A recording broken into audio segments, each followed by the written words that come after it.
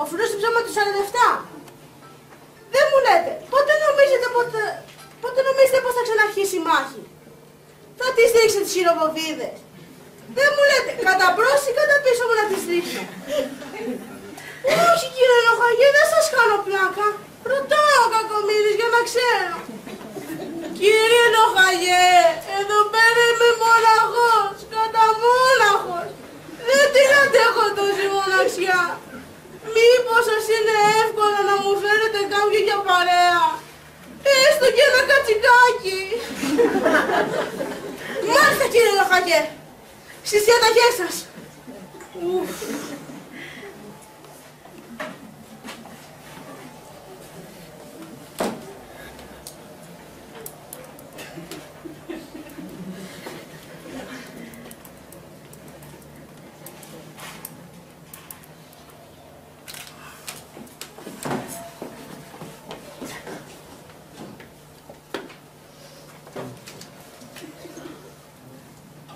Αλλό, κύριε Λοχαγέ, εσείς!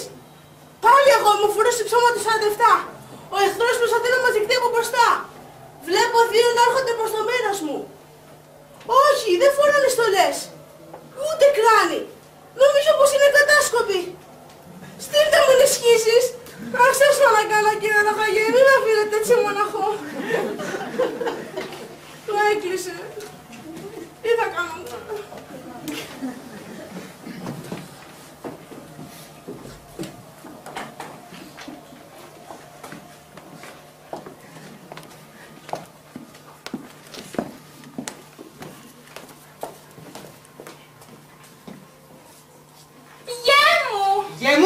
Σήκω πάνω και φύλλα τη μητέρα σου στο μέτωπο.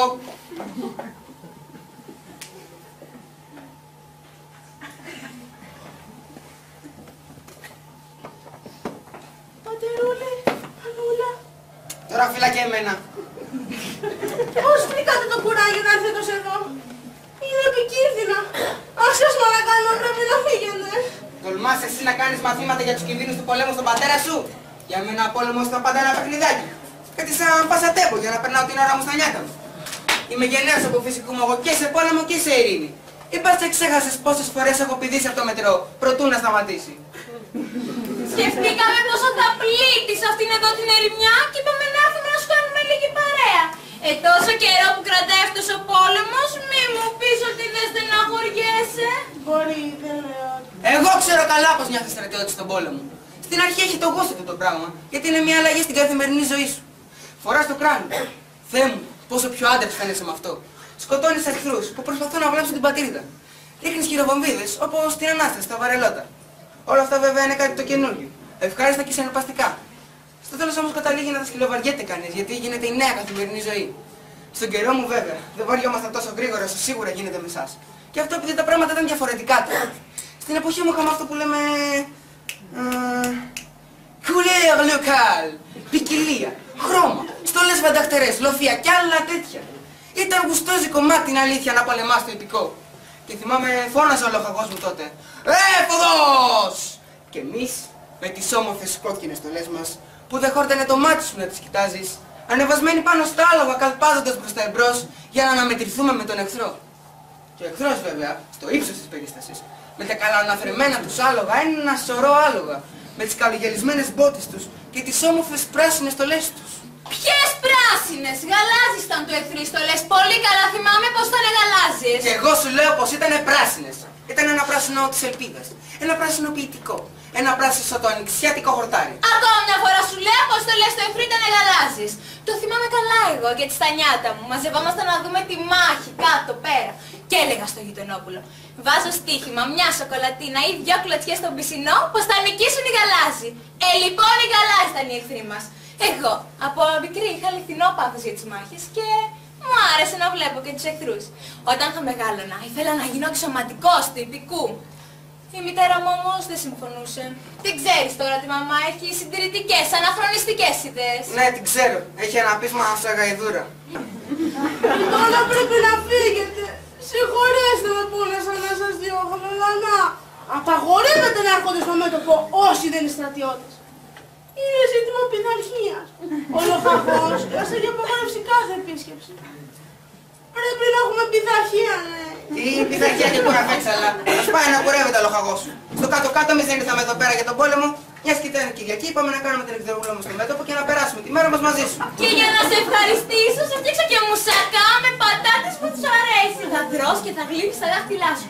Σου φέρα και σάντουιτς με ζαμπόν και κόκκινο κρασάκι και σαλάτα και γλυκά. Καλά, κάτω πώς νομίζετε. Θέλω να πω καθίστε. Όμως αν τύχει και έρθει κατά εδώ ο λοχαγός, εγώ θα κάνω πως δεν έχω ιδέα ποιοι είστε και θα σας βάλω τις φορές να τα μαζεύετε. Γιατί ο λοχαγός μου αρπάστηκε παρουτιάζει από θυμό για ψήλου πίδημα. Και πιο πολύ το φουρκίσουν αυτοί που έρχονται στο μέτωπο να δουν τα παιδιά τους. Όλη την ώρα μας το λέει, στον πόλεμο έχουμε βόμβες, τουβεκίδα και πειθαρχία. Απαγορεύεται να έχουμε και επισκέπτες. Καλά, καλά, μη στεναχωριέσαι γέ μου. Άστον άμα ήρθε από εδώ, ξέρω εγώ. Θα του πω δύο λογάκια και θα τον βάλω στη θέση του. Και ένας οπλέσκεστε εδώ, αρχίσει η μάχη. Ας την αρχίσει. Πες πως θα φοβηθώ εγώ.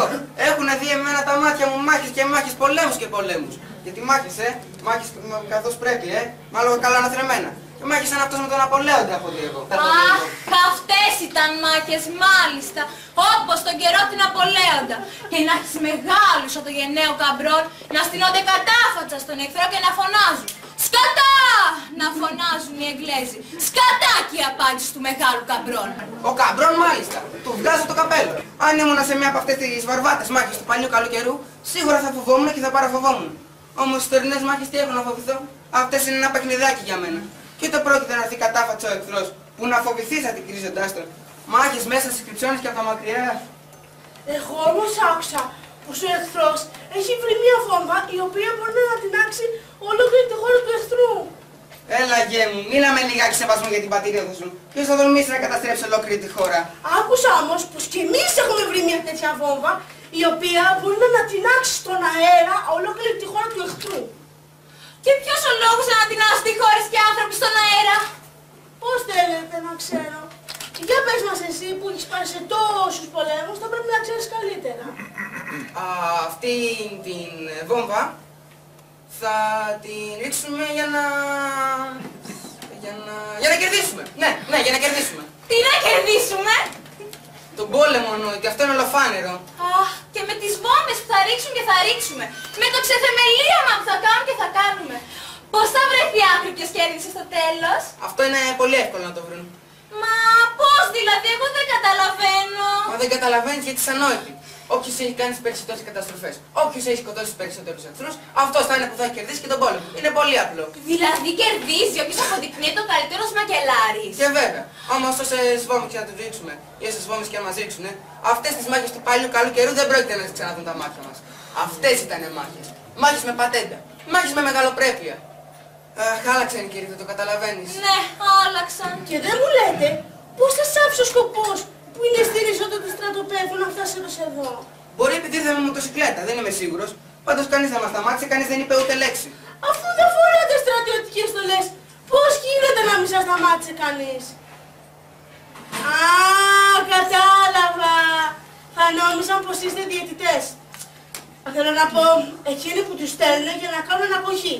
Δεν ξέρω τι νόμιζαν. Πάντως αυτό που ξέρω είναι ότι με όλα αυτά τα τάγκς και τα τζιπ δυσκολευτήκαμε πολύ να περάσουμε. Αχ, και μποτιλιαριστήκαμε για πολλή ώρα, γιατί μέσα στη μέση του δρόμου ήταν και ένα πελώριο κανόνι. Αυτά έχουν οι πόλεμοι, δημιουργούν ανομαλίες. Μας τα ξεχάσουμε τώρα αυτά, μιας και φτάσαμε ως εδώ.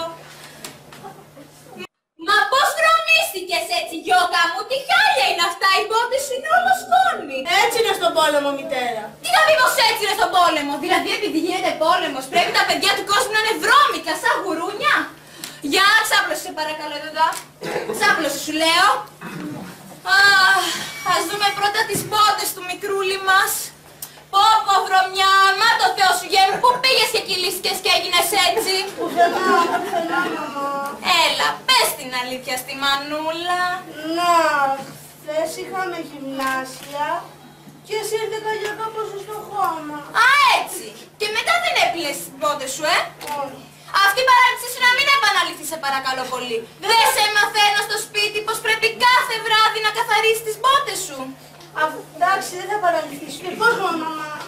Αχ, ας δούμε τώρα τις μασχαλίτσες του μικρούλι μας.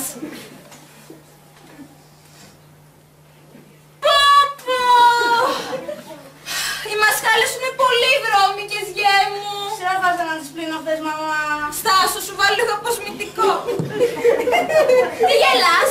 Με κάνει και χαρχαλιέμαι, μανούλα. Πώς δηλαδή σε κάνω και χαργαλιέσαι? Για κλάματα, είσαι όχι για γέλια, οι μασχάλες σου είναι πολύ βρώμικες, γιώκα μου. Τι έκανα να τις πλύνω χθες, μαμά. Αυτό να μην ξαναγίνει. Για να δω τα αυτιά σου. Τα αυτιά μου τα πλύνω σήμερα το πρωί, μανούλα. Θέλω να δω μονάχη μου. Βγάλ' το κράνος να βλέπω καλύτερα. Α, καλούτσικα τα έχεις πλύνει. Για να δω τα δοντάκια σου. Αχ, όμορφα, όμορφα τα έχει πλύνει τα δοντάκια, το καλό μου το αγοράκι. Του αξίζουνε γι' αυτό 2 φυλάκια. Έλα, φίλησε και εσύ το γιο μας που πλύνε τα δοντάκια του τόσο όμορφα όπως το έχει μάθει η Μανούλα. Γεια μου, συγχαρητήρια. Βάλε καλά στο μυαλό σου, γέ μου, πως ο πόλεμος δεν είναι αρκετά καλή δικαιολογία για να μην πλένεσαι. Ναι, μαμά. Αχ, ας καθίσουμε να φάμε. Αχ, ωραία. Τίποτα δεν μου ανοίγει την όρεξη όσο η κάπνα από τον παρούτη. Για πες μου, γέ μου, έχεις σκοτώσει πολλούς? Γιατί να τους σκοτώσω, πότε? Μα τούτο το καιρό που είσαι στον πόλεμο. Όχι πολλούς, ψηλοπράγματα. Το πιο πολύ τι έχεις σκοτώσει? Άλογα ή στρατιώτες του εχθρού? Όχι, άλογα, όχι. Σε αυτόν τον πόλεμο δεν έχουμε άλογα. Οι στρατιώτες έχεις σκοτώσει πολλούς? Πώς θέλεις να ξέρω? Δεν είσαι σίγουρος αν έχεις σκοτώσει στρατιώτες? Όταν πυροβολώ, δεν κοιτάζω σε ποιο πάει σφαίρα. Εδώ που τα λένε, αποφεύγω όσο μπορώ να πυροβολήσω. Και όταν είμαι αναγκασμένος να το κάνω, λέω ένα πατήρι για τον κακομοίρη που στείλα στον άλλο κόσμο χωρίς να το γνωρίζω. Από αυτά που μου λες, γέ μου, μου δείχνεις πως δεν είσαι γενναίος στρατιώτης. Να βλέπεις παλικαριά που είχα εγώ στον πόλεμο.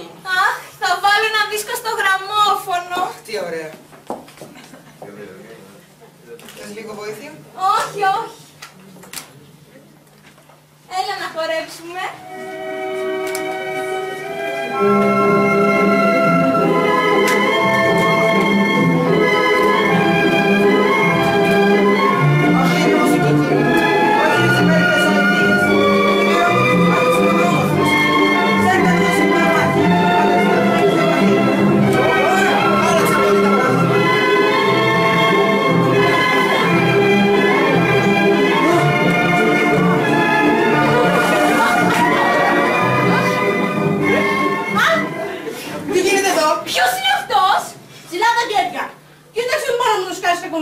Μα τέλος πάντων, τι γίνεται εδώ? Δεν βλέπεις, έρχεσαι είναι εχμάλωτο. Τώρα θα με κάνουν το λιγότερο 19. Πρέπει όμως να τον δέσεις για να μην σου φύγει. Είναι ανάγκη να τον δέσω. Και βέβαια, δεν σου έχουν μάθει αξιωματική σου πως το πρώτο πράγμα που πρέπει να κάνεις μόλις πιάσεις έναν εχμάλωτο είναι να τον δέσεις? Και από πού πρέπει να αρχίσω? Τα χέρια πρώτα, γιατί μπορεί να σου κοπανίσει καμιά γροθιά και να το βάλεις στα πόδια. Ναι, ναι, τα χέρια πρέπει να του δεις πρώτα στο σινεμά. Έχω δει πως πάντα έτσι κάνουν οι καουμπόιδες. Εντάξει. Έγινε την καλοσύνη, κύριε Χμάλετε, να βάλετε τα χέρια σας κοντά κοντά στο να σας τα δέσω. Σύμφωνοι, όμως μη μου τα σφίξετε πολύ σφιχτά, να μην μου κάνετε καμιά ζημιά. Πρέπει να μείνετε ήσυχος. Θα προσέξω. Άκου, άκου Μανούλα, με πεθάνατε στον πόνο κύριε, μου κόψατε την κυκλοφορία του αίματός μου. Γε μου, με τι δικαίωμα με φέρεις έτσι σαν αγρίκος? Πώς με κακό μεταχειρίζεσαι έτσι τον εχμάλωτο? Ντροπή σου, γέ μου. Από μικρό δεν σε μάθαινα πως πρέπει να είσαι ευγενικός και με καλούς τρόπους σε όλο τον κόσμο. Δεν το έκανα επίτηδε. Δεν ήθελα να το πονέσω. Το πόνεσα άθελα μου. Τώρα σας πονάει. Όχι, τώρα όχι. Πείτε την αλήθεια, μην τρέπεστε. Κι αν σας φύγει ακόμα θα το ξεσφίξουμε. Όχι, δεν με πονάει, εντάξει είναι τώρα. Ωραία, γε μου, τώρα δες του και τα πόδια. Και τα πόδια. Άλλος περάσει τώρα κι αυτός. Είναι ανάγκη να του τα δέσω. Και βέβαια, μα τίποτα δεν σας μάθανε πια οι σωματικές από τους κανονισμούς. Μας μάθανε. Πώς δεν μας μάθανε? Όλα αυτά που σου λέω, όταν γράφουν οι κανονισμοί σου. Πού είχες το νου σου, γε μου, όταν σου κάνανε τη θεωρία? Εντάξει, παπά.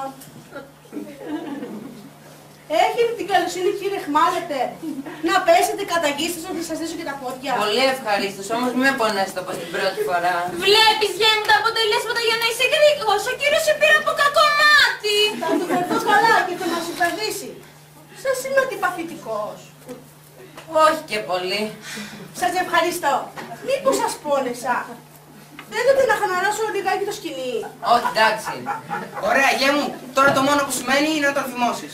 Να το θυμώσω? Και βέβαια, Γιατί?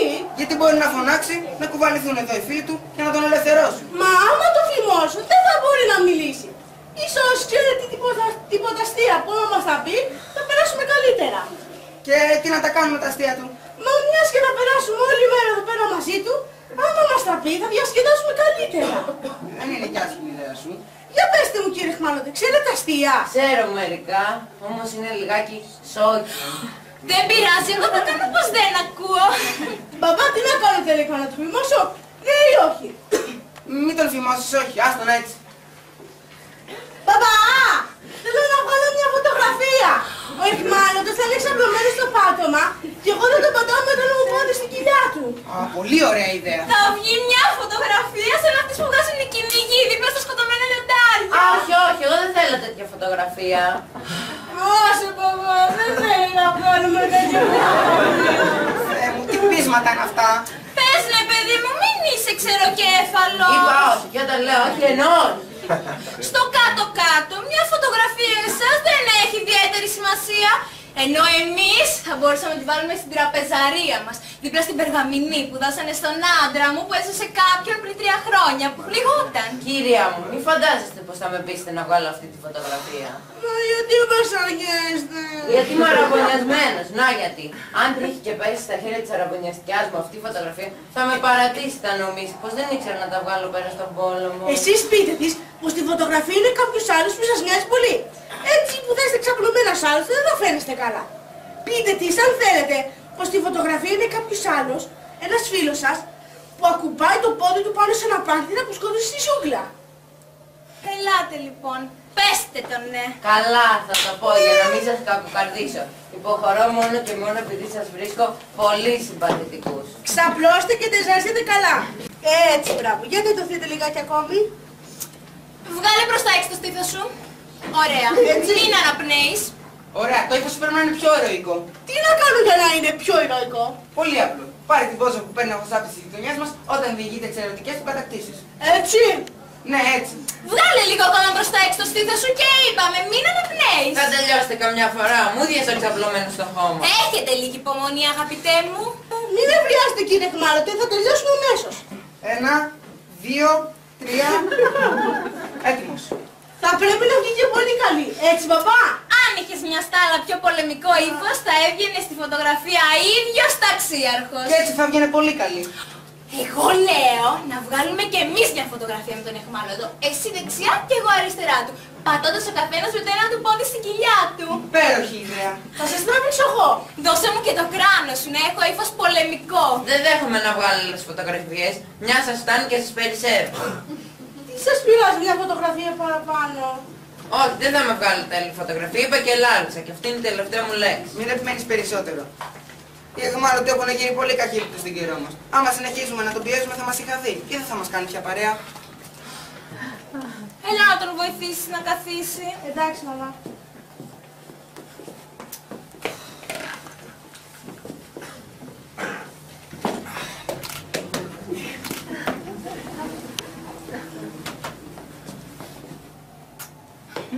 Με το 3. 1, 2, 3.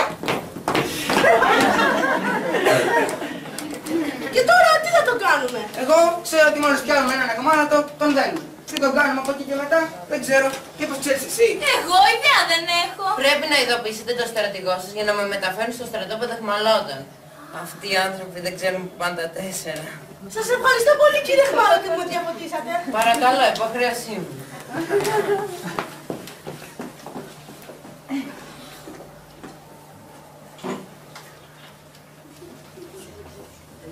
Αλλό, αλλό! Κύριε Λογαγέ, εσείς!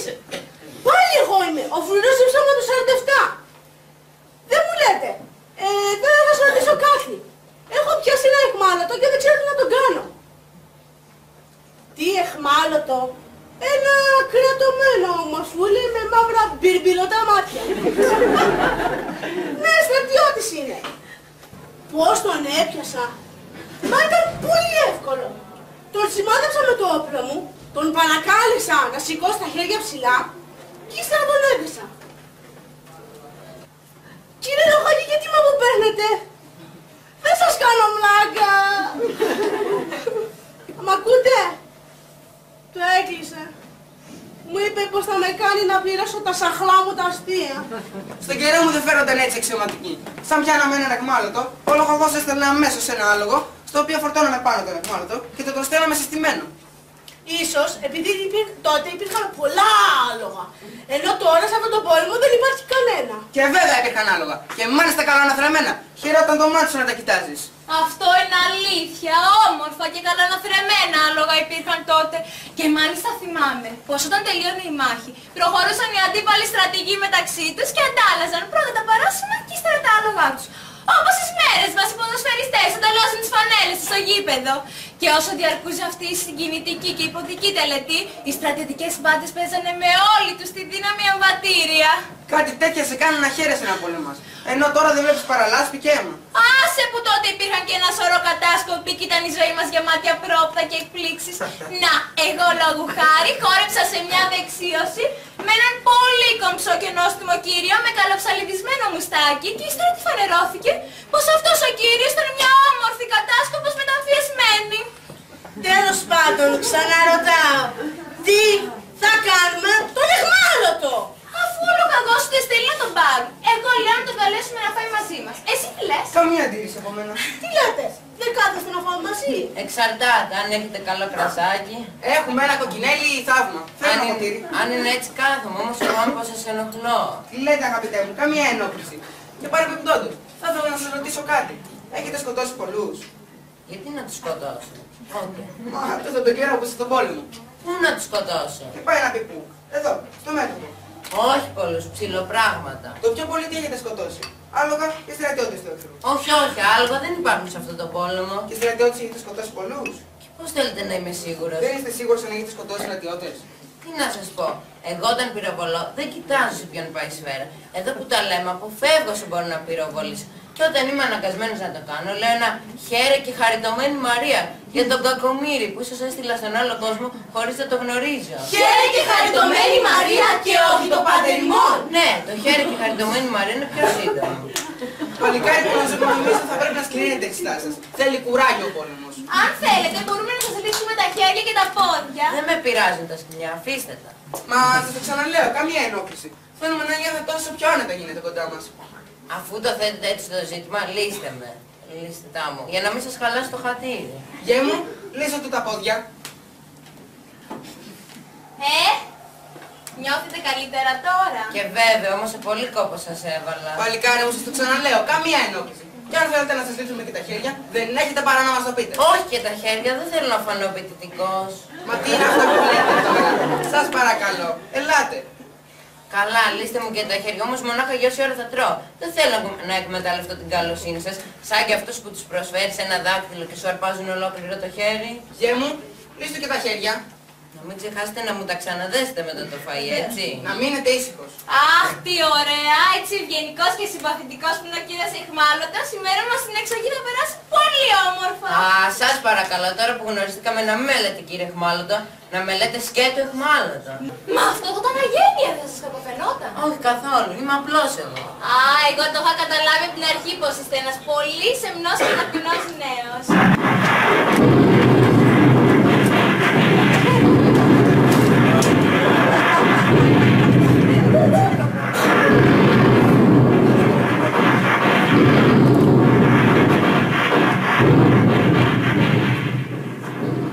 Ελάτε εδώ στο καταφύγιο, αλλιώς σας πέσετε πάνω στο κεφάλι.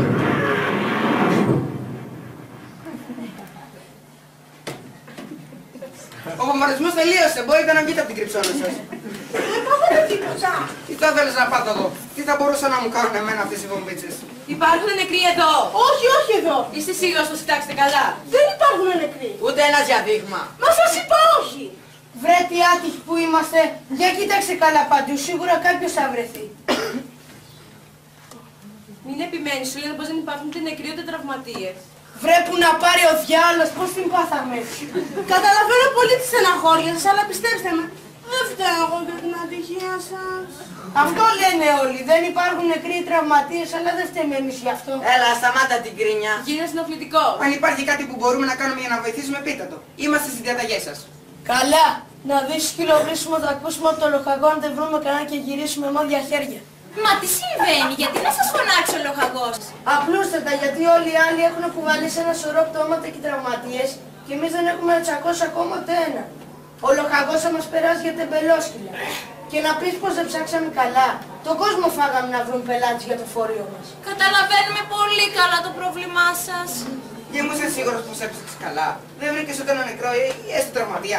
Και βέβαια είμαι σίγουρος, παπά. Το αδιάφορο έφος με πείθει πως δεν έχεις όρεξη να βοηθήσεις αυτούς τους δύο κυρίους. Ντροπή σου, γέ μου. Και ήταν πολύ ευγενική. Μην ενοχλείτε κύριε, αφήστε το. Ας ελπίσουμε πως είμαστε πιο τυχεροί πηγαίνοντας πιο κάτω και πως σε κάποιο άλλο χαράκωμα θα έχουν σκοτωθεί όλοι. Σε αυτή την περίπτωση θα ευχαριστηθώ πολύ για λογαριασμό σας. Είναι κρίμα να σας μάλωσε ο λόγος για κάτι που δεν φταίτε. Α, και εγώ θα ευχαριστηθώ πάρα πολύ. Δεν μπορείτε να φανταστείτε πως εκτιμάω τους ανθρώπους που αγαπάνε τη δουλειά τους με πάθος. Λοιπόν, θα κάνουμε κάτι για να βοηθήσουμε αυτούς τους δύο κυρίους, ναι ή όχι? Αν ήταν στο χέρι μου, θα τους είχα ήδη βοηθήσει. Το ίδιο λέω κι εγώ. Για να δούμε, μήπως έχετε τραυματιστεί στις δύο, έστω και λιγάκι. Όχι. Εγώ όχι. Ούτε κι εγώ. Α, καλά που το θυμήθηκα. Σήμερα το πρωί που καθάριζα κρεμμύδι για το φάι, έκοψα λίγο το δάχτυλό μου. Πώς σας φαίνεται που επιτέλους βρήκατε ένα τραυματία? Α, όχι γυναίκες, μόνο άντρες έχουμε τον τόλο να κουβαλάμε. Μισό λεπτό να σας βάλω ένα τραυματλά. Ευχαριστώ, είστε πολύ ευγενική νέα. Άρα βρισκόμαστε στο ίδιο δυσάρεστο σημείο. Τι να κάνουμε, δεν πειράζει. Άντε να δούμε. Ίσως βρούμε κανένα σε κάποιο άλλο χαράκωμα. Υπομονή, κύριοι, μη στεναχωριέστε. Και άμα πετύχουμε κάποιο νεκρό ή έστω τραυματία, θα τον φυλάξουμε για εσάς. Να μείνετε ήσυχοι. Ναι, τώρα που γνωριστήκαμε θα τον φυλάξουμε για εσάς. Δεν θα τον δώσουμε σε άλλους συναδέλφους σας. Αχ, τι καλή που είστε. Ευχαριστούμε πολύ ευγενική μου κύριε. Αλίμονο. Παρακαλώ. Αχ, τι ωραία. Αυτό το καλό έχουν οι εκδρομές στην εξοχή. Γνωρίζετε κανείς με ένα σωρό συμπαθητικούς ανθρώπους. Να, σαν τους κύριους που έφυγαν και σαν τον κύριο εδώ. Και επί την ευκαιρία θα ήθελα να μάθω κάτι από εσάς. Γιατί είστε εχθρός μας? Τι να σας πω, δεν είμαι μορφωμένος για να τα γνωρίζω αυτά τα πράγματα. Τι να σας πω. Εχθρός μας είστε από γεννησιμιού σας ή γίνατε αργότερα? Σας είπα, δεν ξέρω από αυτά. Και αφού δεν ξέρετε, γιατί και από πότε είστε εχθρός μας και για ποιο λόγο έρχατε να κάνετε πόλεμο? Δεν αποφάσισα εγώ να έρθω. Να, καθόμουν στο σπίτι μας μια μέρα και διόρθωνα το ηλεκτρικό σίδερο της μητέρας μου. Και έρχεται ένας κύριος και με ρωτάει, «Εσύ ο Ζέπο?» «Ναι», του λέω εγώ. «Με στείλανε να σε πάρω για τον πόλεμο». Παραξενεύτηκα. «Ποιον πόλεμο?» τον ρωτάω. Και αυτός μου απαντάει, «Μα πού ζεις παλικάρι μου, σκέτο ζώνησε, δεν διαβάζεις τις εφημερίδες?» «Τις διαβάζω», του λέω, «αλλά όχι και τις μικρές αγγελίες για τους πολέμους». Τότε αυτός μου λέει, «Είσαι ηλίθιος». Έτσι ακριβώς ήρθανε και με πήρανε και εμένα. Ναι, ακριβώς έτσι πήρα και εσένα. Α, όχι ακριβώς έτσι. Εσύ εκείνη την ημέρα μας τόρευες στο αμάξι μας που είχε πάθει ζημιά. Δεν διόρθωνες το ηλεκτρικό σίδερο. Καλά, τώρα δεν θα σκαλώσουμε στις λεπτομέρειες. Και για πείτε, τι έγινε μετά? Λέω σε αυτόν τον κύριο, «Κύριε, δεν θέλω, ούτε μπορώ να έρθω για τον πόλεμο, γιατί έχω δουλειά, πρέπει να διορθώσω το ηλεκτρικό σίδερο της μητέρας μου». Τότε αυτός μου λέει πως δεν τον ενδιαφέρει το σίδερο της μητέρας μου. Είμαι αραβωνιασμένος και δεν μπορώ να έρθω στον πόλεμο, του λέω. Αν φύγω, ποιος θα πηγαίνει την αραβωνιαστικά μου την Κυριακή στον κινηματογράφο? Δεν θα έχει κανέναν να τη συνοδεύσει και θα κλειστεί και θα μ' αρεζώσει σπίτι της. Τότε αυτός μου λέει πως ούτε η αραβωνιαστικά μου τον ενδιαφέρει και πως δεν μπορούν να κάνουν χατήρια και πως στον πόλεμο θα πρέπει να πάνε όλοι. Όλοι, τον ρωτάω εγώ. Ναι, όλοι οι άντρες, μου λέει εκείνος. Τον ρωτάω τότε εγώ. Και τι τους χρειάζεστε τόσους πολλούς? Τους χρειαζόμαστε γιατί είναι πόλεμος βαρβάτος, μου λέει εκείνος. Και πού θα χωρέσουμε τόσους πολλούς στο μέτωπο, τον ρωτάω εγώ. Τότε αυτός άρχισε να γελάει και να με κοροϊδεύει. Το ήξερα εγώ πως θα μου βγαίνει γρουσούζι και εκείνη η μέρα, γιατί όταν ξύπνησα το πρωί πάτησα με το αριστερό πόδι στο πάτωμα. Και που λέτε, αυτό συνέχιζε να κοροϊδεύει και κατεβαίνει ο πατέρας μου και του λέει, «Ο γιος μου δεν μπορεί να έρθει στον πόλεμο γιατί δεν έχει άλογο». Ακριβώς το ίδιο είπε και ο δικός μου πατέρα. Του λέει τότε αυτός ο κύριος, «Στους τωρινούς πολέμους δεν χρειάζεται άλογο και μπορώ να πω έτσι όπως είμαι». Και ο πατέρας μου τέτοια ακριβώς λόγια είπε. Τον ρωτάω τότε εγώ, «Μπορώ να πάρω μαζί μου την αραβωνιαστικιά μου?» «Όχι, όχι, αποκλείται», μου λέει εκείνος. Αφήστε με τουλάχιστον να πάρω τη θεία μου, που κάθε Πέμπτη μου φτιάχνει παντισπάνι που πολύ μου αρέσει. Αχ, και έλεγα τι ξέχασα. Το παντισπάνι που φτιάξα, ξέχασα να φέρω. Μου λέει τότε εκείνος πως ούτε τη θεία μου μπορώ να πάρω. Λοιπόν, εγώ θύμασα και του λέω, «Αφού είστε έτσι άκαρδοι, εγώ στον πόλεμο σας δεν έρχομαι». Αλλά άκουσε τότε αυτός και βάλθηκε να μου εξηγεί πως δεν έχει τίποτα με την αραβωνιαστικιά μου ούτε και με τη θεία μου, αλλά να, ο πόλεμος δεν είναι μέρος για τις γυναίκες και πως μόνο άντρες πάνε στο μέτωπο. Αχ, πώς ταιριάζουν όλα. Και εμένα με το ζόρι με πήραν και τα ίδια ακριβώς λόγια μου είπαν. Εκτός από την αραβωνιαστική και τη θεία, όλα τα άλλα είναι ακριβώς τα ίδια και απαράλλακτα. Κύριε Χμάλωτε, μήπως σας είπανε και εσάς πως πρέπει να πολεμήσετε για τη δόξα της πατρίδας σας. Ναι, ναι. Και για την ελευθεριά και για τη σωτηρία της ανθρωπότητας. Ναι, ναι. Και ότι αυτό το πόλεμο τον κηρύσσουν τα υψηλά ιδανικά του ελεύθερου κόσμου. Ναι, ναι. Και ακόμα μας είπανε πως ο πόλεμος γίνεται για να σώσουμε τον πολιτισμό του κόσμου.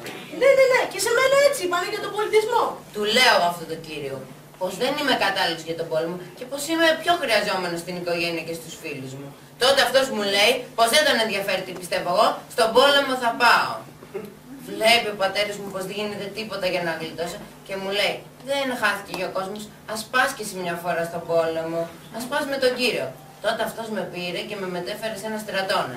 Εκεί μου δώσανε όπλο, στολή και κράνος και με στείλανε στο μέτωπο. Από τότε είμαι συνέχεια στο χαράκωμα και έχω μια μοναξιά, μια μοναξιά. Μου ραγίζει την καρδιά από να σας παλικάρι μου. Θα σας παρηγορεί η σκέψη ότι τουλάχιστον και ο γιος μου ακριβώς τα ίδια βάσανα περνάει. Αφού εσύ και ο κύριος βρίσκεστε σε τόσο κοντινά χαρακόμματα, εγώ λέω να συμφωνήσετε και να ανταμώνετε τα βράδια, να παίζετε χαρτιά ή τάβλη. Α, όχι μαμά, αυτό δεν γίνεται. Ο κύριος είναι εχθρός μας. Εγώ δέχομαι την πρόταση της καλής κυρίας, αν και δεν ξέρω πολλά από χαρτιά και τάβλη. Μαμά, μην επιμένεις. Είναι εχθρός σου λέω. Έλα γέρ, μην κάνεις έτσι. Επειδή είναι εχθρός δεν πρόκειται να σε φάει κιόλας. Μην τον φοβάσαι. Όσο και αν σπάσω το κεφάλι μου, δεν μπορώ να καταλάβω γιατί είστε εχθρός του γιού μου. Μα ο γιος μας είναι εχθρός δικός του. Γιατί αυτός είναι ο εχθρός του γιού μας. Δηλαδή αυτοί οι δύο είναι εχθροί. Ναι. Ποιανού εχθροί είναι οι δυο τους? Μα ο ένας του άλλου, αυτό είπαμε. Μα γιατί αν ο ένας βρίσκει συμπαθητικό τον άλλο? Αφού εξαιτίας του πολέμου είναι εχθροί. Δεν επιτρέπεται να νιώθουν καν φίλοι. Δεν επιτρέπεται. Τι θα πει δεν επιτρέπεται? Λοιπόν, εγώ θα βάλω τα πράγματα στη θέση τους. Γε μου, φίλησε τον κύριο. Α, όχι μαμά. Αυτό δεν γίνεται. Γιατί εσύ δεν ξέρεις τι μας είπε ο κύριος λοχαγός για τους εχμαλώτους. Μας είπε ότι είναι τέρατα κακίας, στριμμένοι και μοβόροι. Και όταν πιάνει ένα εχμάλωτο του κάνει κινέζικα βασανιστήρια. Έτσι μας είπε. Δεν είναι δυνατόν, δεν το πιστεύω. Αυτό το είπε ο στρατηγός μας. Και ακόμα μας είπε πως όσοι πρόκειται μέσα στα άρθρα των εχμαλώτων. Αυτοί τσιρίζουν από τον πόνο καθώς περπατάνε. Γιατί οι εχθροί είναι τόσο κακοί που δεν τους μεταφέρουν με το τρένο, αλλά τους βάζουν να περπατάνε χιλιόμετρα με ένα σωρό πρόκειες μέσα στις σαρβίλες τους. Και όταν φτάνει στο στρατοπέδο συγκέντρωσης, τους βάζουν δίπλα πολέμους τους ανθρωποφάγους που δεν μετρώνουν την ώρα. Αν ο εχμάλωτος δεν είχε για λίγο το νου του, ο ανθρωποφάγος μπορεί να του φάει διακονέτσι το χέρι.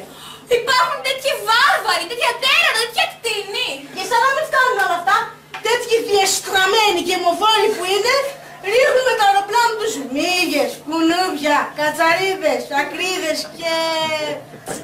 Είναι και μία λέξη δύσκολη, την οποία δεν τη θυμάμαι. Βακτηρίδια. Ναι, βακτηρίδια είπε. Και όλα αυτά τα ρίχνουν στις πόλεις μας, στα χωριά μας και στα στρατόπεδά μας για να μας βασανίσουν. Οι ρευματισμοί, ο βήχας, το συνάχι και τι άλλο. Α, ναι, και αρρώστιες. Γι' αυτό μας είπε ο στρατηγός μας. Με το που βλέπουμε έναν εχμάλωτο να το σκοτώνουμε χωρίς λύπηση. Γιατί αν το λυπηθούμε, θα βάλει πρόκειται στις σαρδίλες μας και θα μας βάλει δίπλα πολέμου από τους ανθρωποφάγους. Δεν μου λέτε κύριε, δεν τρέπεστε να ανήκετε σε αυτό το στρατό των εγκληματιών. Τι φταίω που με πήραν να πολεμήσω, μήπως και με ρωτήσατε. Αν θέλετε να ξέρετε, εγώ δεν έχω τίποτα με κανένα. Αλλά δεν είμαι και με το μέρος κανένα. Μας κάνετε τον καλό και τον ανήξερο πως τάχα δεν είναι κακοί εχθροί τόση ώρα για να μας ξεγελάσετε. Είστε ένας υποκριτής. Ένας υποκριτής. Πολύ άσχημα που τον λύσαμε. Τώρα, άμα δεν έχουμε το νου μας, θα βάλει πρόκειται στα παπούτσια μας. Α, για να σας πω, γιατί τα βάζετε μαζί μου. Τι σας έκανα εγώ για να με βρίζετε και να μου φέρεστε έτσι. Και πώς θέλετε να σας φερόμαστε μετά από όλα αυτά που είπε ο γιος μας. Ένιωσες και θα σας περιποιηθώ όλους εγώ. Θα πάω στο λογαγό του γιού μου και θα του ζητήσω να με πάρει και μένα στον πόλεμο. Δεν θα σε πάρει παπά, θα σου πει πως είσαι μεγάλος για τέτοια δουλειά. Α, έτσι είναι ο κύριος λογαγός σου, τότε εγώ θα πάω να πάρω τη σπάθα μου, θα πάρω το λογό μου και θα πολεμήσω για λογαριασμό μου. Μπράβο άντρα μου, αυτό ακριβώς θα κάνεις. Και εγώ το ίδιο θα έκανα αν ήμουν στη θέση σου. Αν δηλαδή δεν ήμουν γυναίκα. Ανατριχιάζω ολόκληρη μόνο που σκέφτομαι πως φέρονται αυτά τα κτίνη οι εχθροί μας. Κυρία μου, δεν θέλω να τα βάζετε με μένα. Εγώ δεν έκανα ποτέ κακό. Και αν θέλετε να ξέρετε, και ο δικός μας στρατηγός τα ίδια είπε και για εσάς που είστε εχθροί μας. Πώς τόλμησε να πει τις απίστευτες ψευδιές για μας ο στρατηγός σας? Και τι ακριβώς σας είπε ο στρατηγός σας? Τα ίδια και παράλλακτα. Για αυτά που ρίχνετε με τα αεροπλάνα σας στις πόλεις και στα χωριά μας, για τις πρόκειες που βάζετε στις αρβίλες των εχμαλώτων, για τους ανθρωποφάγους που βάζετε να τους φυλάνε. Και ακόμα μας είπε πως όταν μπαίνετε σε μια πόλη μας, πιάνετε και βιάζετε όλα τα θηλυκά από 8 ετών και πάνω. Και ότι... Αν ξέχασα να το πω, και σε εμάς το είπε.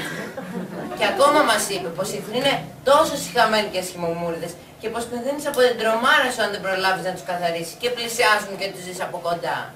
Βρε, κοίτα σύμβαση. Και σε μένα τα ίδια λόγια είπανε. Βρε, πας και μίλησες ο ίδιος στρατηγός και στους δυο σας. Πώς θέλετε να ξέρω. Εγώ δεν ξέρω πολύ από στρατηγούς. Βλέπετε είμαι του δημοτικού.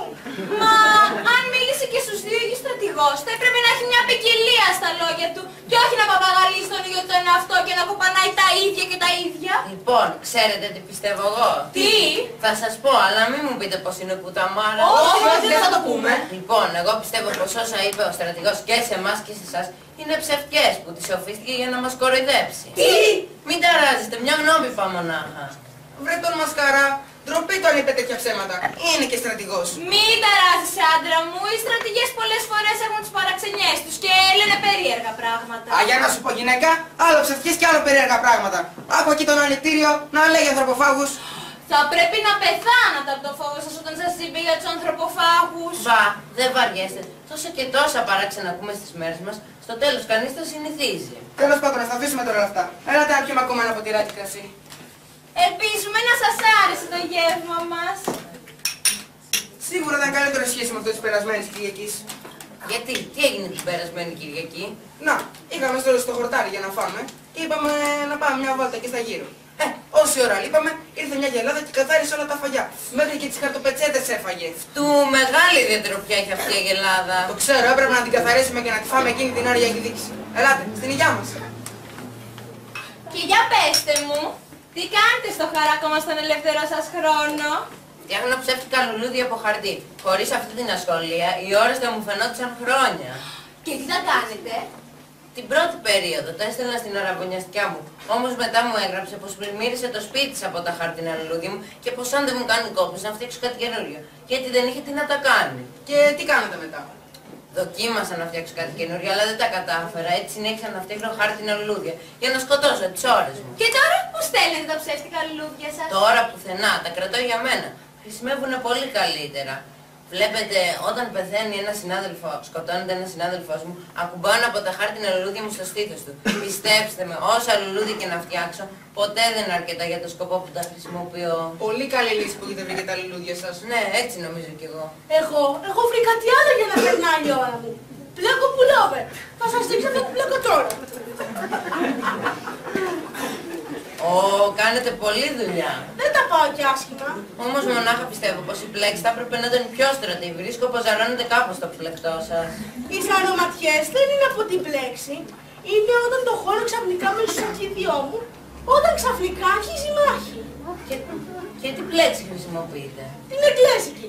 3 ποντικαλί, 2 ανάποδοι. Όχι, εγώ πιστεύω πως καλύτερη για πουλόβερ είναι 4 ποντικαλί και 8 ανάποδοι. Όχι.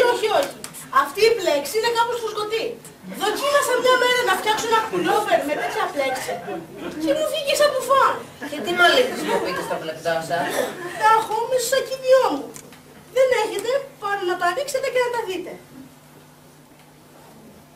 Αυτό! Όχι, μα το Θεό, όχι! Αυτό είναι χειροκοπίτα! Πώς... Αυτό! Αυτό! Είναι δηλαδή την καλή ποιότητα! Ναι, εξαιρετική, όμως πιστεύω πως έχετε πολλή δουλειά ακόμα για να το ολοκληρώσετε. Θέλει, ναι, αλλά βλέπετε εδώ πέρα που είμαι, δεν έχω και τόσο ελεύθερο χρόνο για να τελειώσω. Από ό,τι βλέπω δεν έχετε και διάθεση και πολύ όρεξη για πόλεμο, έτσι δεν είναι.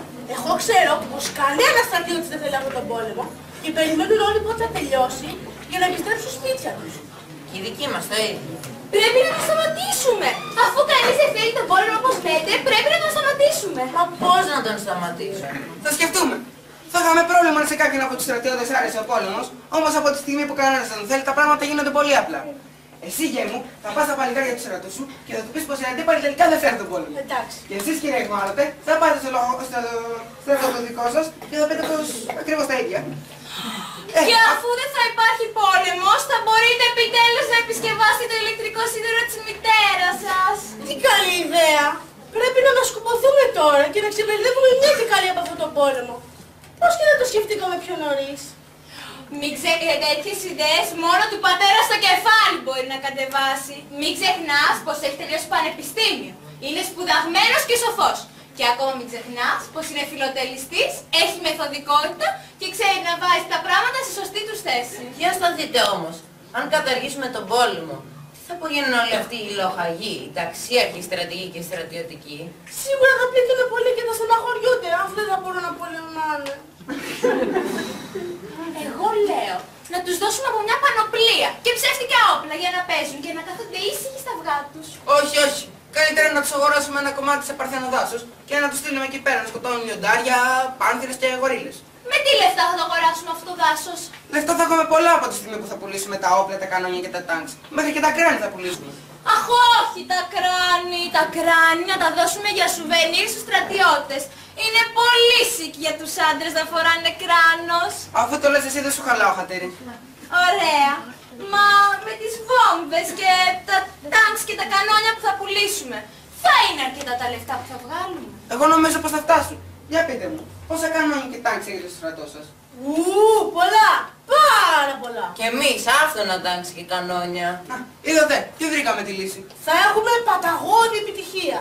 Μα καλά, ήταν τόσο απλό. Πώς δεν το είχαμε σκεφτεί νωρίτερα? Κάλια αργά παρά ποτέ. Προτείνω να χορέψουμε για να γιορτάσουμε αυτό το ευχάριστο γεγονός. Πολύ καλή ιδέα. Πολύ καλή, στα αλήθεια. Βάλε ένα δίσκο στο γραμμόφωνο, μαμά. Θα χορέψετε μαζί μου, κύριε Εχμάλωτε. Βεβαίως.